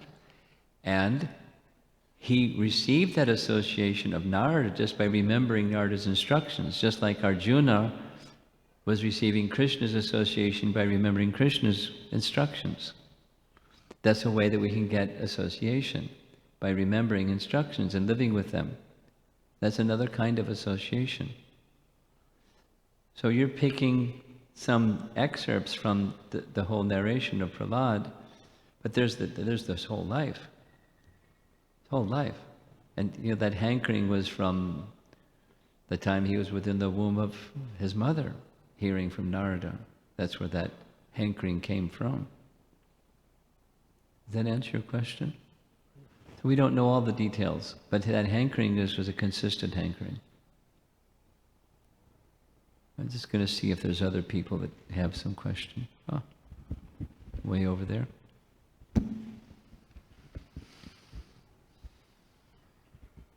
Thank you, Guru Maharaj. Guru Maharaj, I have a question regarding the offenses to the holy name. One of the things that I was contemplating, like for me in my daily sadhana, I take more inspiration from the positive aspect of where I should focus on. And I don't do the practice of reciting the 10 offenses. I'm aware of them, but I don't make it a practice of doing it like a daily recitation or a meditation. And one of the things that I'm relating is because even when I hear the topic of 10 offenses, my first impression is it brings fear. And then I think that fear would not take me anywhere. No.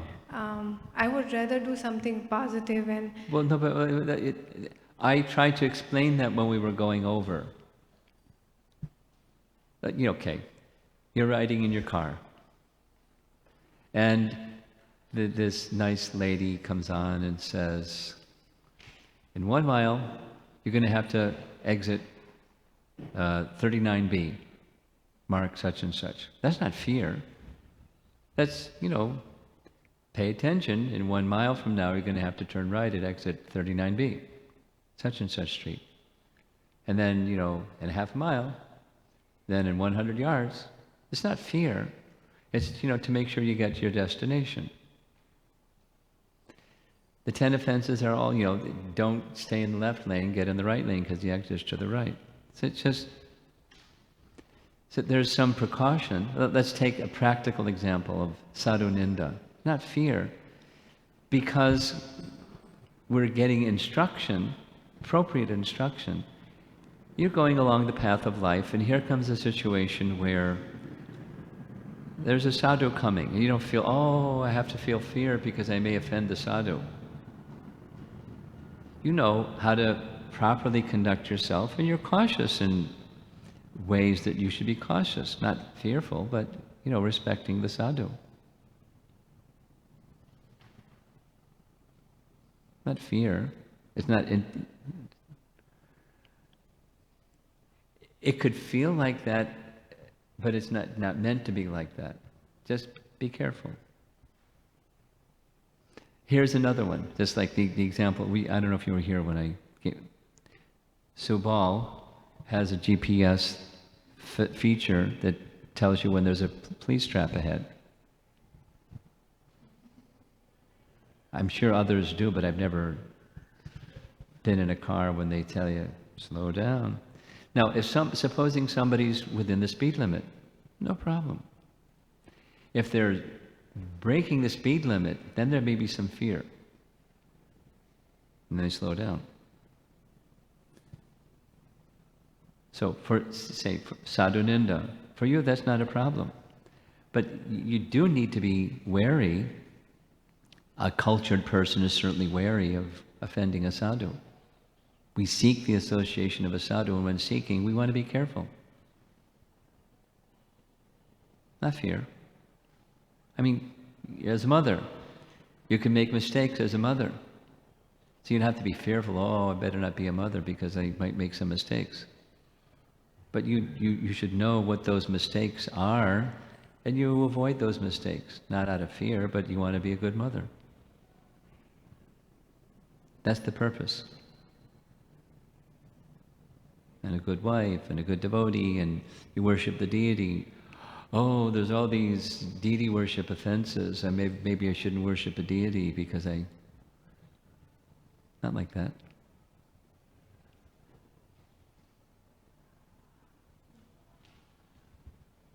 Okay. Yes, right here. Yes, yes. Question on offenses. On? Offenses. Offenses.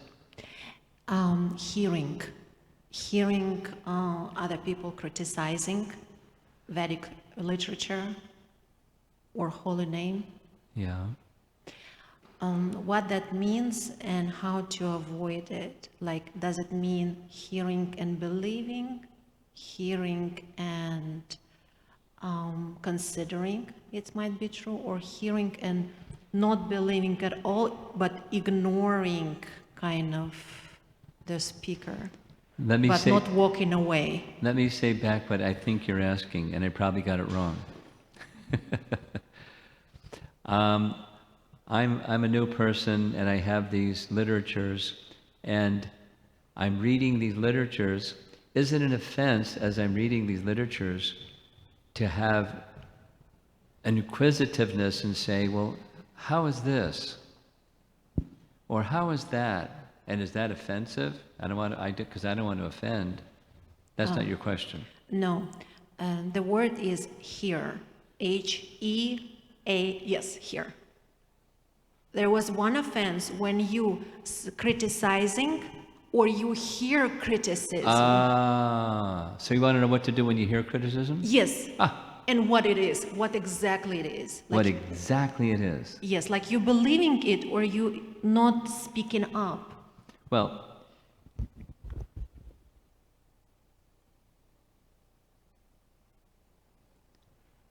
I think we know what criticism is. So if we say it, or if we hear another person say it, we know what it is. It's like this question over here of discrimination and criticism. So discrimination, a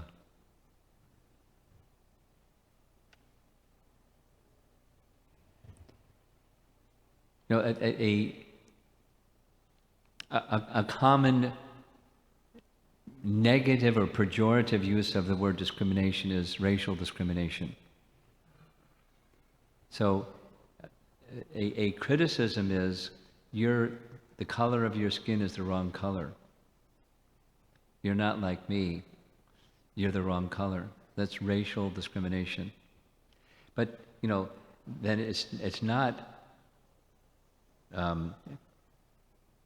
discrimination in the negative sense if you say, this person's from China, and that person's from Russia, and that person's from India, and that person's from Ireland, and that person's from America.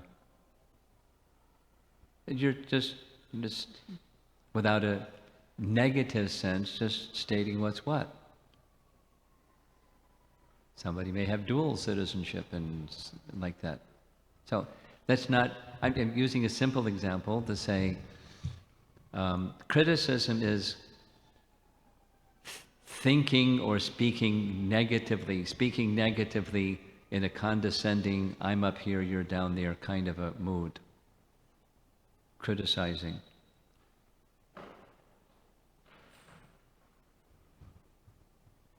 I can do that to myself, what to speak of somebody else. I can just beat myself up. Or I can understand, here's some areas that I need improvement in. That's discrimination, and that in a good sense.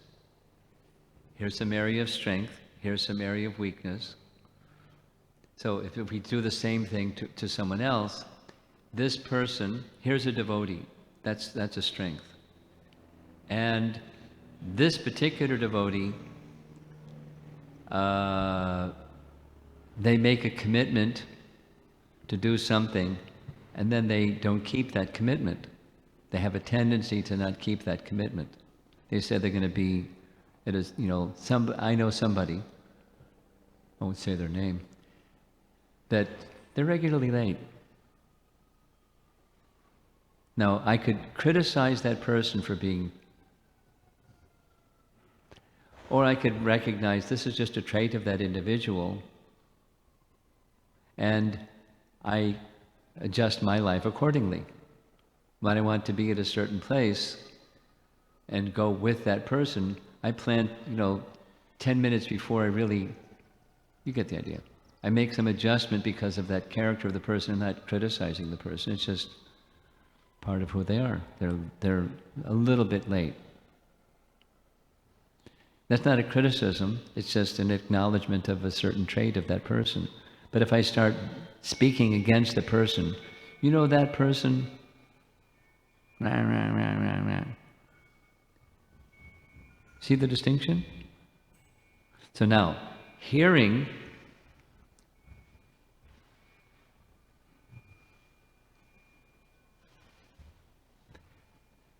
there's degrees of criticism, and that the response when you hear criticism is in degrees. But it's very detrimental to be in the association of someone whose life is criticizing. In one of the examples that we showed on the screen was Ramchandra Puri, who was pointing at the ants on the ground. Remember that image?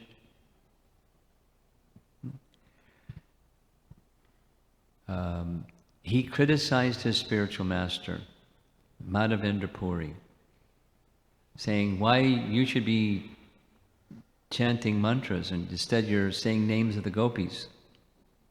What's wrong with you? His spiritual master was in a mood of ecstatic love, calling the dear friends of Radharani by their name.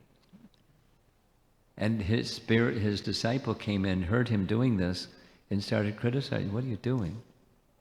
What's wrong with you? Correcting his spiritual master. His Madhavendra Puri said, please leave this place at once.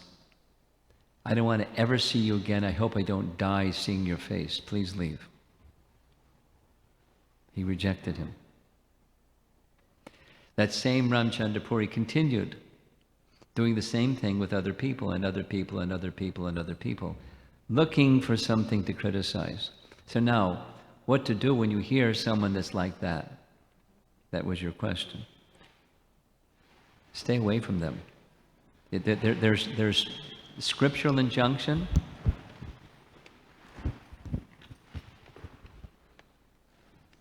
And the most appropriate one is you leave. You say to the person, I've been trained to not hear this kind of thing. I'm not spiritually elevated enough to digest it. So could you please not speak this way? Because if you continue speaking this way, I'm going to have to leave.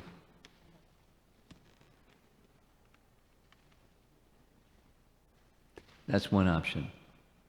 Another option is you defeat them in argument. But, some people, they're not ready to be defeated in argument.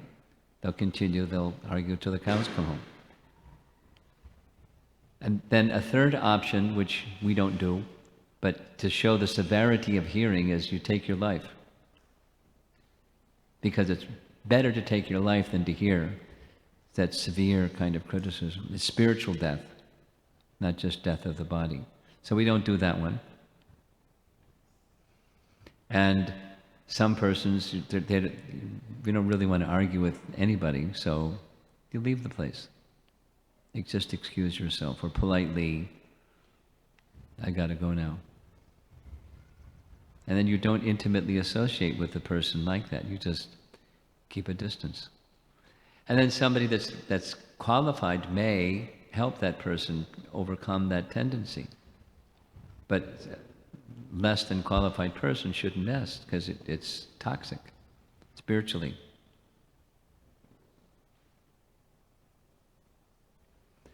So instead, we've been doing what we've been doing. We're promoting, we respect the devotees. We see all devotees, Vaishnavas, as masters who we wish to serve.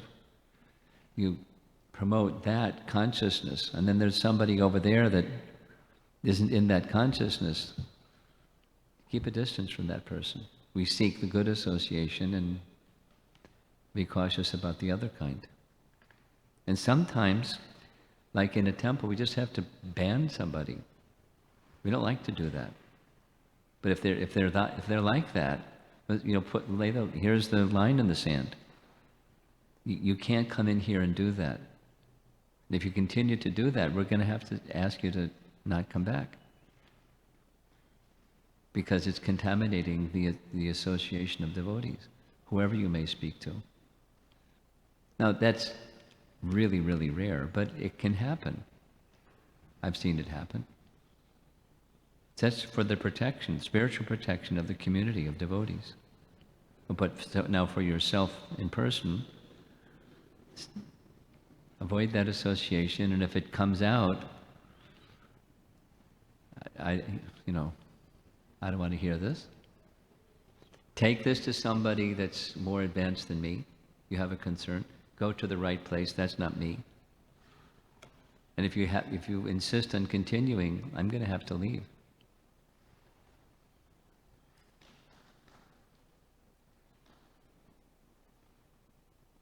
Okay? Thank you. Yeah. Over here. Two more after this, and we may have to end. 3:30. Guru Maharaj, I have a follow-up to this question. Okay. A scenario where we are in a devotee association and we have close friends, and sometimes they come and they share their hurt feeling by some other relationship, and because of the closeness they come and share those feelings with us, and they're talking about a third person who is not involved but is their hurtful feeling. Now when we are at the side of the recipient of or hearing that conversation, how do we address that? Is that considered as hearing a criticism of third person? No. It depends on, the harshness and the severity of the feelings and the words spoken behind those, what's in front of the feelings is the words. Depends.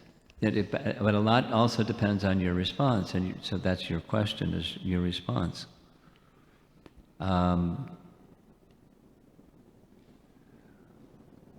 Depends on the person, but you could say, saying all of this to me isn't going to help the situation. If you'd like to help the situation, here's some options for you. Go speak directly to the person. Oh, no, I can't speak to the other person because blah, blah, blah. Then speak to somebody who is a senior, a village elder, or someone who they look up to, or some spiritual managerial authority, but not in the mood of complaining about that person, but in the mood of wishing to be of service to that person. And commonly, all of those get dismissed. I just want to down dump on you.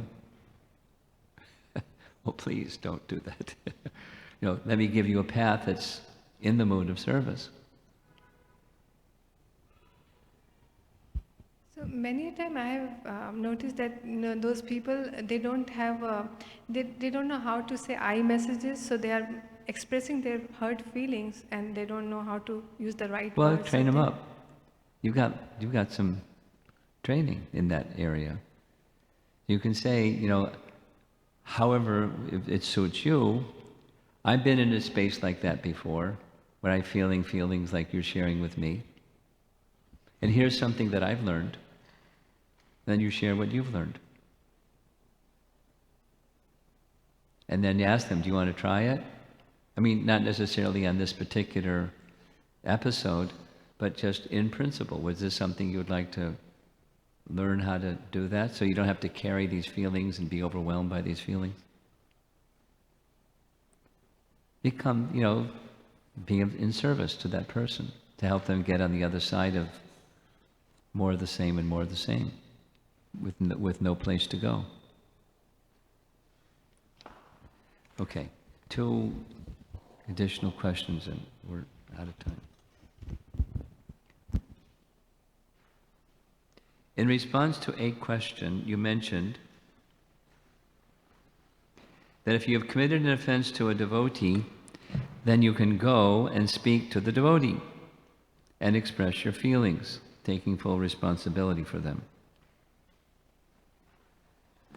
What do I do when that devotee responds immaturely and speaks rudely, or even goes around saying negative things about me because I took the time to become vulnerable and clarify the situation? Well, again, it depends. This is this discrimination question that Madhava Gauranga posed. I may choose, if I have such an experience as described here, I may choose just to take a step or 2 or 3 or 5 or 10 back from that devotee and just pray for their well-being. Some people are just like this. It's not about you, it's about the person that has tendency like this. In other words, if you aren't on their target, somebody else is going to be on their target, and after that person moves off their target, somebody else is on their target. And everybody knows this person is like that. They just target people and throw darts at them. Just the nature of the person. So it's not about you. And so if you're in the mood of wishing to be in service to another and transparent in a relationship with somebody, is there a willingness on the other person's part to have a transparent relationship? And if you find, no, they're not willing, they just like, doing what's described here, then you step back and from a distance you wish well of that person. Wish well of the person means, here's at least a couple things. Behind that tendency that's being described here, there's a lot of pain. There's this saying, if you knew the pain and the tribulations of another person, you can easily forgive them. Because behind behavior like this is a lot of pain. Something's really hurting inside that person to do something like this. So rather than be angry with them or something, compassion, pray for them, be their well-wisher. Even if it's remotely, be their well-wisher. Don't get into a tussle with the material energy. You'll lose.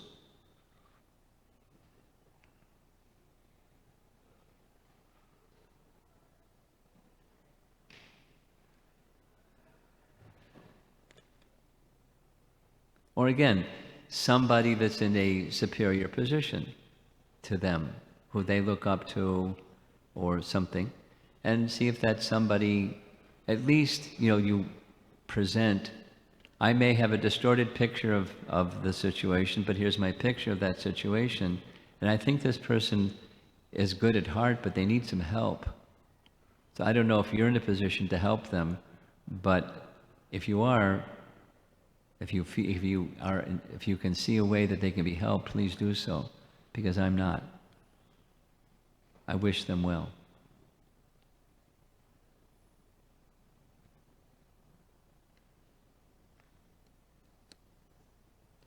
Okay. I heard that in Kali Yuga the mind is so degraded, so the offenses done in the mind are not really considered as offense. Is that true? Well, the answer is yeah, but. And the but is, it's not in and of itself an offense, But if it's in the mind, likely it's going to come out through the mouth or through your actions. So you're not held responsible for what's in your mind, but it's likely to come out. So cleanse the mind.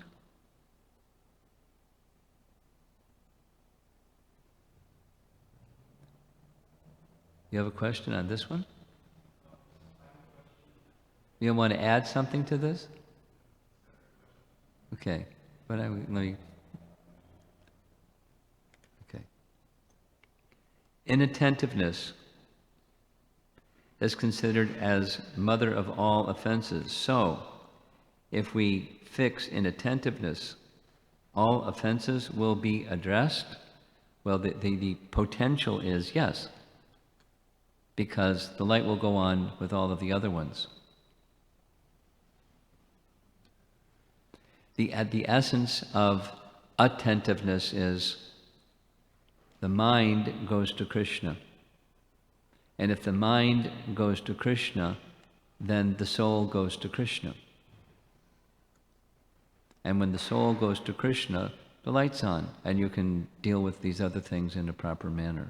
The sadhu, the names, the scripture, guru, and so forth.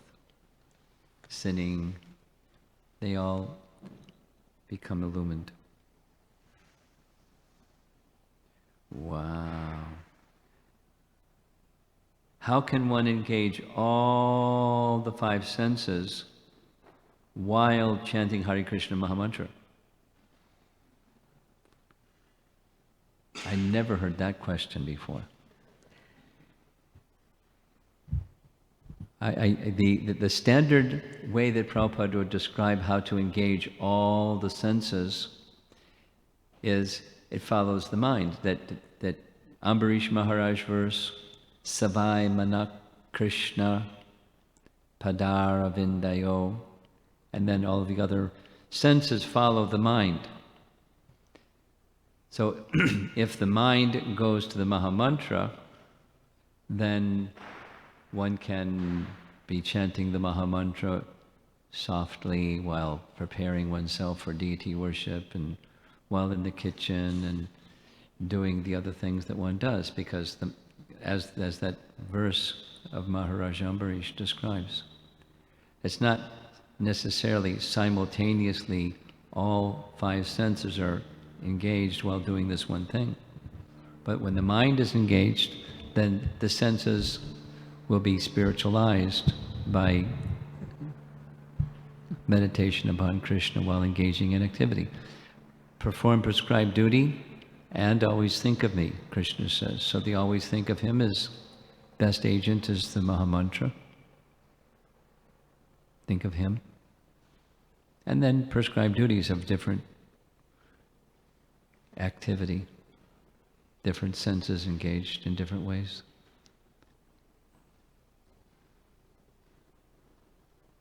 Maharaj, in the aparad of Guru Avagya, Guru Aparad, one of the last was mentioned to not present instructions one has heard from a different source to the spiritual master. So in our society, which is more or less geared towards a wide variety of hearing, for example, Bhagavatam class, sure, it's expected that there will be. But what is the dividing line, or what is the points which would need to be? Because in one sense we're not really hearing different instructions, but is it a different mood, or is it a different way it's instructed? Mood is diverse just as personalities are. So if it's a principle or an application of a principle that's different, that's where the concern comes. So I'm sitting in a class, supposing I'm sitting in a class, and it's given by one of my godbrothers, and one of my godbrothers is emphasizing that, and then another godbrother is emphasizing something else.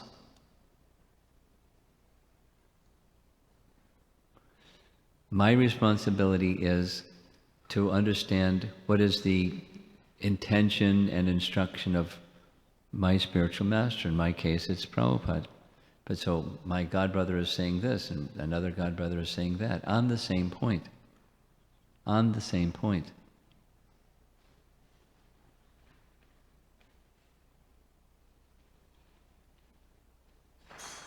I mean, I'll take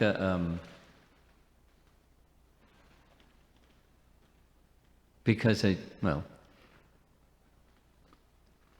one of the longest purports in Brahma Samhita is, this is an application example, where Bhaktisiddhanta Saraswati Thakur is describing the nature of relationship with the gopis, Radharani, and Krishna. And is it Swakiya or Parakiya? So without the detail, in Gopal Champu, it seems that Jiva Goswami is leaning in a direction that's different than what Rupa Goswami has said in that subject. Bhaktisiddhanta claims, asserts, it's not possible for Jiva Goswami to have a position different than Rupa Goswami.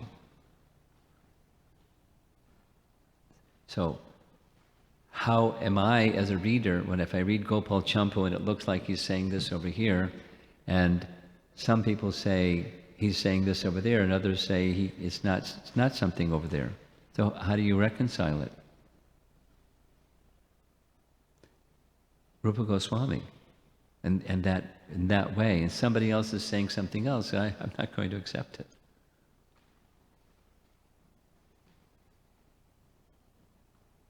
Although they may have the reasons and logic and so forth. So it's a principle or an application of a principle, not different moods.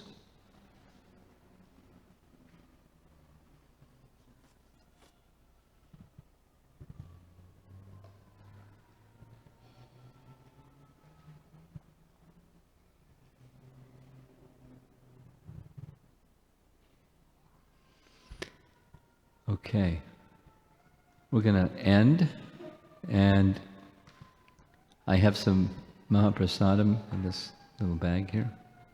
So I'm going to walk around and give out some Mahaprasadam from this little bag. Madhamangal.